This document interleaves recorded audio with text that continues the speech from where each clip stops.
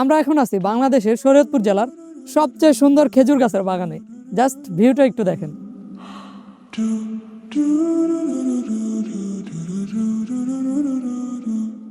যেখানে খেজুরের রস আর সরিষা ফুল একসাথে দেখতে পারবেন। সরিষা ফুল ছিল না। অন্য বাগানের তুলনায় এই বাগানটা সুন্দর হওয়ার কারণ হচ্ছে এই বাগানের গাছগুলো অনেক বেশি ছোট ছোট, আর এই ছোট গাছে যখন দেখবেন ছোট বাচ্চারা খেজুরের রস পাড়তেছে, ওদের মধ্য দিয়ে আপনার ছোটবেলার শৈশবে আপনিও ফিরে যাবেন।